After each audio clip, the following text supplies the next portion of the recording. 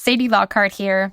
I'm the Community Engagement Manager at Mission Partners, where I lead educational programming for our Mission Forward community. I am so excited to share that we are celebrating the 1-year anniversary of the launch of Carrie's book, More Than Words: Communications Practices of Courageous Leaders. The book rose to immediate bestseller status last year, and on this special 1-year anniversary, we are inviting you to join our community of practice, to lean into the best version of yourself as a leader, and to learn how you can use communication as a force for good. Here are some ways you can get involved. 1, if you haven't read the book, grab your copy today over at missionforward.us. 2, if you have read the book, leave a 5-star rating and review on Amazon, which helps more people find it. And 3, if you are ready to explore the book's topics with a community of fellow social changemakers, join an upcoming session of our More Than Words book club. We will dive deep into conversations about leadership, communications, and leading through our values. So head on over to missionforward.us/more than words to get involved, and we'll see you there. Hey there, we wanted to tell you about a cool new feature on the Mission Forward website that I would love for you to go check out. So first, go visit missionforward.us/podcasts and scroll down to the very bottom of the page. There you will find a box floating that says, Ask Carrie. That, my friends, is my digital twin, and it's pretty cool.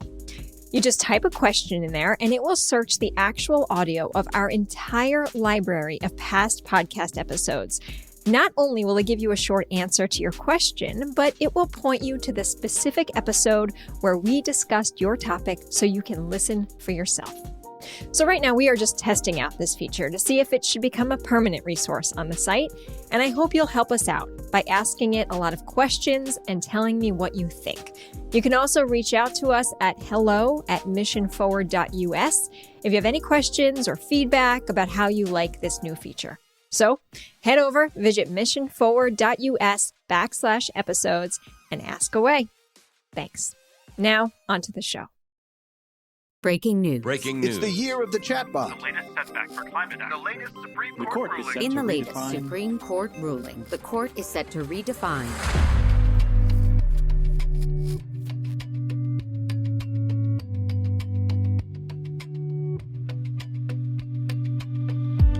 Hi there, and welcome to the Mission Forward podcast. I'm Carrie Fox, your host and CEO of Mission Partners, a social impact communications firm and certified B Corporation. Thanks for tuning in to today's episode. Today, I've got a new voice to the Mission Forward podcast, but an old and wonderful friend of mine joining us for a great conversation. Dana Snyder is a digital strategist for nonprofits and the CEO and founder of Positive Equation. She has supported organizations like Movember, Dress for Success, American Idol, and several Mission Partners clients along the way as an expert guide. She helps organizations activate the latest digital innovation tools and strategies, and she's got some good stuff in store for us today. Dana is also an international keynote speaker who travels all around the world speaking with nonprofit leaders about how to use social media ads to transform online experiences. She trains people how to retain donors with their monthly giving programs. I know that's a question you always raise with us here at Mission Forward. And she's the host of a great podcast called Missions to Movements that I was excited to appear on recently. And we will be sure to link to that episode and her show into today's show notes. Dana, I'm thrilled to have you. Thanks for making time for this conversation. Of course, it's always fun to get to chat with you and connect with you, so I am very pleased to be here with you to make the time. Awesome. So I mentioned at the top, you are an old friend, and I have seen you grow your firm from its very early stages to this incredibly impactful global agency that's supporting nonprofits in so many ways. I want to hear how you got here, right? What drove you to start Positive Equation, and what continues to drive your work? Some guts and luck. And heart and smarts too, right? That's right. That's right. No, I think it really all started when I was in college. I got the bug for philanthropy through participating in dance marathons. If any of your listeners are familiar, I was a die-hard dance marathon supporter. I started as a participant at UCF, Go Knights, when we were raising, gosh, Carrie, it was like $20,000 at the time. And as a participant, I was like, this is crazy. We are at the time, and I think we still might be, one of the largest universities in the country, if not the largest, with 50, 60,000 plus undergrad students. And so I was like, if every student gave $1, that would be $50,000, right? And so I just was like, I want to help make this happen. And by the time I left, we were netting out, I think it was close to like $90,000. I actually have like our $51,000 plate on the wall here when we surpassed 50K, and it's all student run. And then now, like in more recent years, the students at UCF are raising over $1 million every single year for the local children's hospitals in Orlando. That's incredible. Right? That was the bug. And I was always on the external team side. So that was sponsorships and partnerships and marketing. So from 18, I was out in the community making financial deals with businesses on how you can support the organization. And fast forward, I think what's made me successful in being an entrepreneur is I saw my dad become an entrepreneur when I was in middle school and take that risk. And I remember so vividly, like my mom was going back to school to be a teacher, and he was like, I'm going to give it 3 years. If I'm not successful after 3 years, like I'll go back. And he's been doing that business for over like 24 years now or something like that. And so I saw him take that risk. And so I think I never had a fear of risk and like curiosity. And so I did go work for a nonprofit. I worked in the corporate space. I just wanted to learn as much as possible. I lived in New York City. I lived in LA. Now I'm in Atlanta. I'm kind of like a fish. I go wherever and I get comfortable and meet all the amazing people. And then in 2017, 7 years ago, I was like, you know what? I think I want to do my own thing. And I've learned some good nuggets and got some really cool experience from working with some really big for-profit companies and got to meet the teams at Meta and Twitter, back then Twitter, right? And Instagram and LinkedIn, and then take those skills and experience and transfer them back into the nonprofit space that I work in now. So I don't know. I mean, I feel like probably similar to you, like ebbs and flows. I was very much an agency when I first started because that's what I knew. And then now I am more of a one-to-many. I have my podcast that you mentioned, Missions to Movements. I do an ads challenge twice a year where I work with nonprofits and actually those that serve nonprofits on building their email list because that's really important and doing that through ads. So acquiring people. And then my monthly giving mastermind and summit that's coming up in September, and a book, all the things. You're incredible. Monthly giving. So there's just, yeah, it's taking risks everywhere. I think is like risks and leaps and connecting with really great people like yourself. There are so many things I love about you, Dana, but what I like feel jumping out of this scream and out of your microphone is that you are not just this incredible, curious learner, right? Who just loves to dig in and learn things. You're an incredible teacher. And one of the very first experiences I had with you, I still remember what you said. We were on a call and you said, look, many times when it comes to digital and specifically social media, organizations put the person in the lowest rung of the organization, right? Like the most junior intern on social media. And there are such high stakes on how you're showing up as a brand on social media. And so you really started very early on helping organizations make the case that there should be a strategic investment made in how organizations use social. So I've always appreciated that point of view and how you then, as a teacher, guide people on how to learn those skills. Yeah, I try and be really tactical. I think that's the number one thing that people always say is there's one thing to be inspirational, and there is definitely a time and a place for that. And I try and be that in teaching too. But I also try and always make sure that there's learnings of things that you can immediately do and implement into your organization. Yeah. All right. Well, that's where we're going to go today because we've got finite time and I want to pick your brain on some things. So coming into this conversation, I went back and looked at all of the questions we get, and the 2 questions we get most often on social, I want to dig into with you. So the first one is, I hear this all the time from our nonprofit clients, but also folks who listen to the podcast and want to get our take on this question, that Oftentimes, nonprofits reach out and they say, look, we want to be on every channel, right? We want to connect with the widest net of donors possible. We can't afford to leave anyone behind.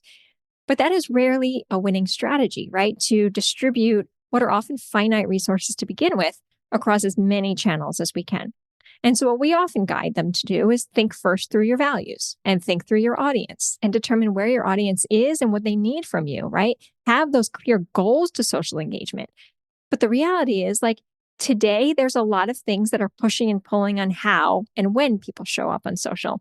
So, I'd love to pick your brain on this. How do you answer that when folks say, where do I be? Where do I put my time on social?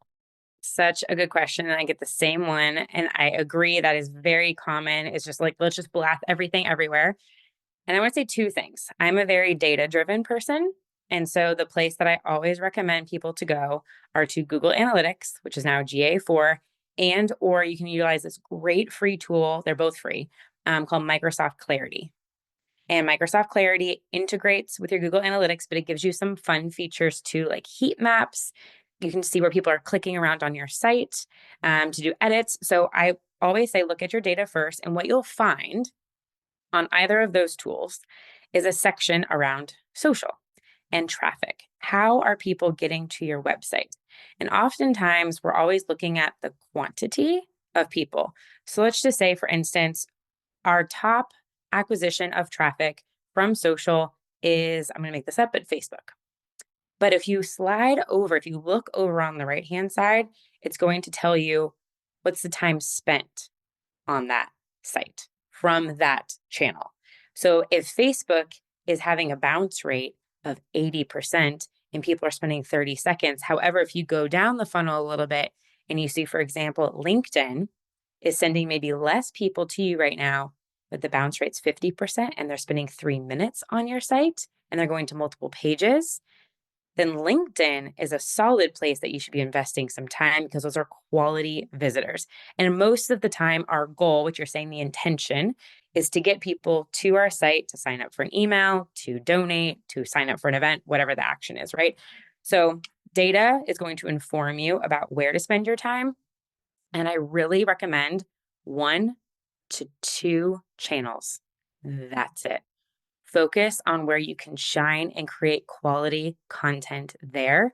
I really only focus on LinkedIn, Instagram, and sometimes I have some video content that goes on YouTube. And what I've done for the channels, you may be saying, wait, but we've been posting here all the time. What I've done, and please copy this, I have a Twitter account or X, right? But it has a post that is a tweet, that is pinned to the top that says, I'm not here. You can find me here, and I have links. If Instagram's not your place, don't be there. Own the channel. Like get that SEO with the name, but put a post that says, we're not here. But click the link in bio where you can find us. So you got it, you own it, but you're not there and don't feel the pressure to be there. Amazing. That is such a great recommendation. Everyone listening, please go do that. And I also imagine that with that data-driven strategy, you can be checking over time and saying, "Oh, LinkedIn's been working for us really well, but what is going on with this spike over here now? Maybe we should change that," right? So, how often are you looking at that strategy? I would say monthly, quarterly, taking a look overall at your analytics and your data. This is the same. Your Google Analytics in your website, especially if you have blog posts, is such a rich prime place for data. One quick example of this is during my last ads challenge in March, there was an organization that was trying to figure out what their freebie was going to be. So in the ads challenge, we have a lead magnet, which is a freebie that we create based upon like values aligned on the audience you're trying to get their email address of. So I said, look at what's already working.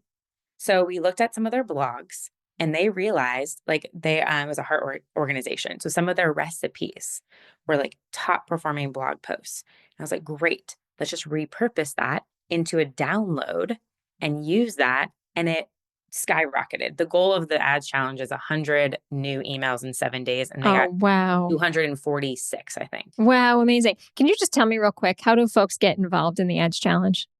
Yeah, just go to positiveequation.com and then you'll be able to click through to ads challenge right at the top. Awesome. Is that just for nonprofits? No, it's nonprofits, or I've also worked with nonprofit consultants. It could honestly be anybody in this space that is interested in growing their email list. Very cool. Amazing. Okay, so let's talk AI for a minute, because I know AI is showing up inside nonprofit organizations in so many ways, and folks are thinking about how and when do I use it for content creation and how should I not use it? Is there anything you're seeing or guiding folks on how to or not to use AI in this moment? Oh man, I think I'm figuring it out as everybody else is. There's an amazing fundraising.ai summit that's led by my good friend Mallory Erickson in the fall. I think they've released the date as October 1st. So you can check that out online, and that is like the place to be for everything. My one recommendation is if you're starting from like square one, and you just want to like test things out with Chat GPT, what I hear people say is, oh, it just gives me like crap. It's not giving me good information back. But you have to talk to it like you're training an employee.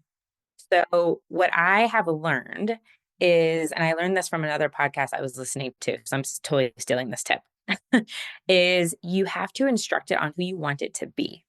So for example, you have to tell it, you are a copywriter. You're an expert copywriter, specifically in the nonprofit industry. And you are focused on these three things. I want you to be able to create da da da da. And you basically give it its resume. And then the next prompt is write three different headlines for X, Y, and Z. But you just don't start with write three headlines. You have to give it a little bit of context. So, right. Train the tool. Yeah, training tool. You have to train it and just play around with it and test it. It's been really beneficial. I've used it even for a starting base for contracts. I've used it for a starting base for creating a job description for my brand partnerships manager that I hired in January. So you can use it for a lot of things that you might not think about. I'm actually going to use it to help structure the book that I'm working on. I'm going to feed it all of the interviews I've been doing and like give me highlights from each conversation. So there's so many different use cases that you can be creative with. Cool. Did I tell you I now have a digital twin? What? There's a digital twin of me out in the world, Dana. So let me tell you about this, because our audience might be interested in this too. If you go over to our Mission Forward website, missionforward.us, and pop to our podcast page, you'll see a box that pops up that says Ask Carrie. And so you can say, tell me about how to drive equity through communications, or what are Carrie's principles in her book, or what did Carrie talk about with Dana? What are the key takeaways? And my digital twin will scrape everything from my content, right, from the podcast and my weekly blogs, and it'll report back. Here's some things to consider. And then it gives you direct links to I've heard those of this episodes. tool. So we're in pilot phase with it. Okay. It's incredible. It's really a wonderful tool. It's a great example of how to use AI that's actually still within your own atmosphere, right? It's our content. We own that content. It's not pulling from anywhere other than us. And so it's been trained with what to talk about and how to summarize complex information. That's amazing. I need to do that with everything that I've talked about with monthly giving. Yes. Yes. So anyway, go check out our digital twin, which might be a scary thing to think there's a digital twin of me in the world, but it's kind of fun. All right. So that was big question one, right? Like, how do we decide where to be and how to distribute those resources across channels? Big question number two comes down to values. And you are such a proponent of this, right? You and I both lead purpose-driven businesses. You are purpose to the core. We know that there's a lot of questions people have on, should I be on Facebook? I don't know if I align with the values of Meta, but my audience is there, right? Those are tough questions. And what I often guide folks is there's no right answer, right? Every organization needs to make the decisions that are right for them. Just make sure you can back it up, right? Like just have a rationale for it. But this is a question I want to pick your brain on is, how do you answer that when folks say, I feel like I could get a lot of revenue from this channel, but it's not aligned with my values?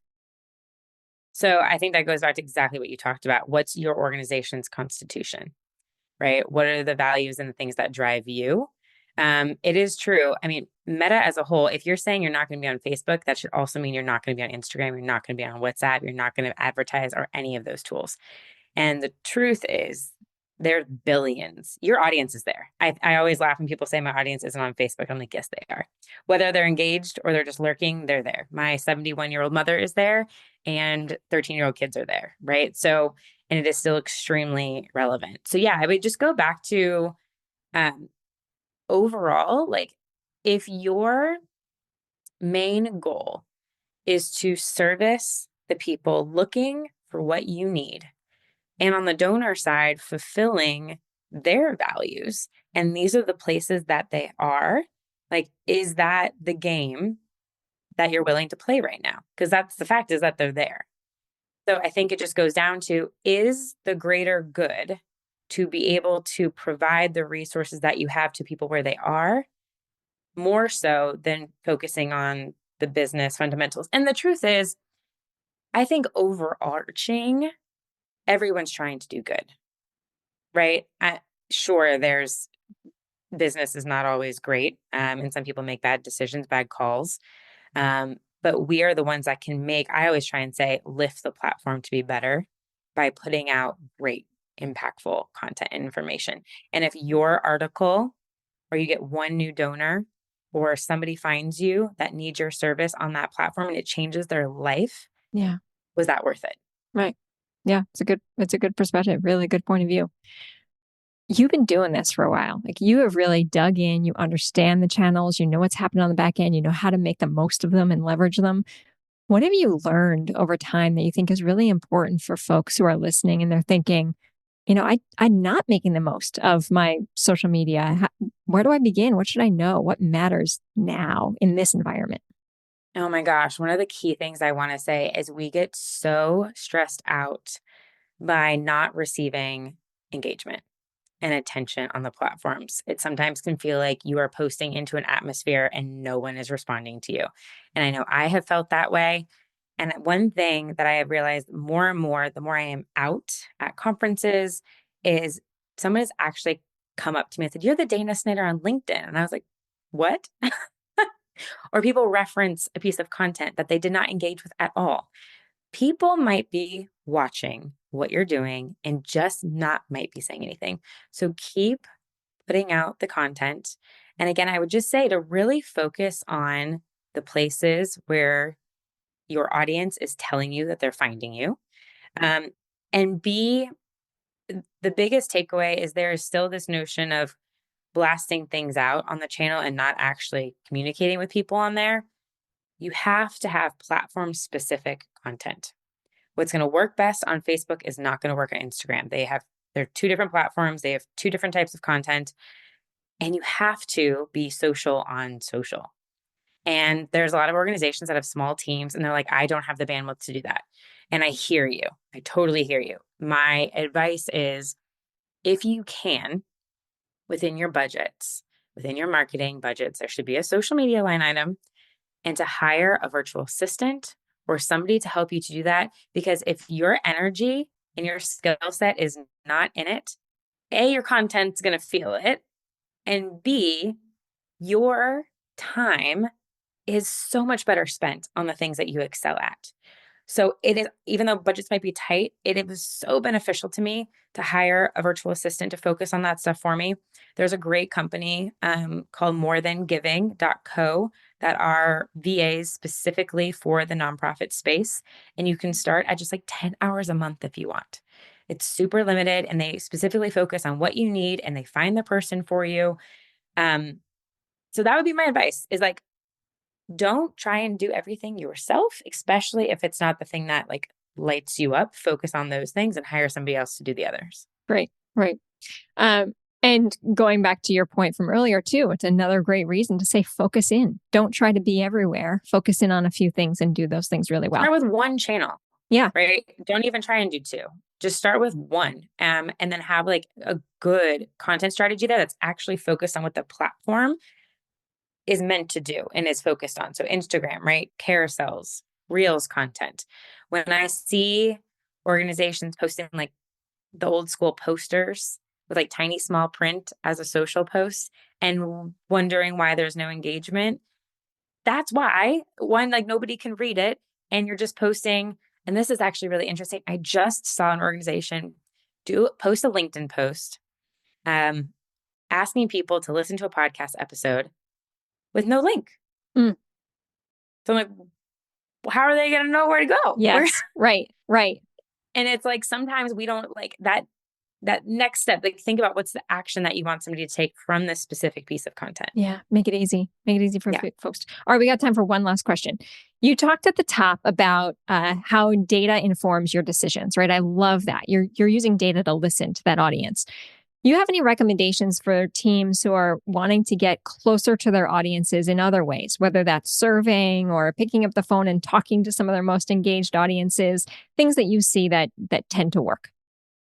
So specifically from a social standpoint? Yes. Okay. So this is where the power of direct messages comes into play. Listener, if you have never gone through either your LinkedIn followers, Instagram followers, and sent direct messages to those people. And what I love the most on both of those channels is there's an audio option. And people will be blown away if they receive an audio message from somebody at your organization. And it can be as simple as why did you start to follow us? What excites you about our mission? And wait for them to respond. What I see more often in DMs is just a push to donate. There's no further relationship building. And DMs, if we remember, send push notifications to our phone. So they are way higher seen and engaged with than emails. So you have, and I don't care if it's 500 followers. That's amazing. Think about 500 people in a ballroom. You would fill up the space, right? So don't think, oh, this is so little. That's actually an amazing time to be even more one-to-one with people and get to know them and invite them to specific things. So get into those DMs. Slide right in and say hello to everybody and ask them a question to get a response back that then you can add to your CRM or whatever tool you have. Amazing. Dana, as always, you promise what you say at the top. The practical nature of how you think through these really tough, complicated questions for folks is so welcome. And as we're wrapping up today, a few things I'm taking home and will reinforce is data drives decisions. Don't underestimate the power of that data and use some of the tools that Dana mentioned today. Build deeper relationships with your audience, with those who are engaging with you. Go beyond the pushing of the content. Think about how you can engage them in more meaningful ways and learn from them too. And less is more. Don't try to be everywhere, or certainly don't try to be everything to everyone, right? Know who you are, know what you stand for. We talk about that a lot here. And then live that through your social presence. So Dana, what an awesome conversation. And I'll give you the last word. Anything that's giving you hope or optimism or excitement that you want to leave us with today? Yeah, I actually had a really fabulous conversation on my podcast with Joe Quinkwa. We worked together at DKC, the agency in New York City, years ago. And he came on my show. He's now doing his own. He's a chief communications consultant. And he mentioned just how different the earned media landscape is. And I was asking him about how different viral moments are these days. And he said, and this is for anyone who feels like their story is not being heard. His friend came to him and said, wow, did you see all the press around this viral thing that happened? And he goes, no. He looks, oh, there was a lot of press around that. It was everywhere. However, it was not in his everywhere. And so there's and sometimes viral moments these days last for 10 minutes, right? But that big viral moment was meant for his friend and the audience and what he is focused on in his interests, not the interests of Joe. And so he was really talking to me about who is your viral moment for, right? Your audience, going back to that key point.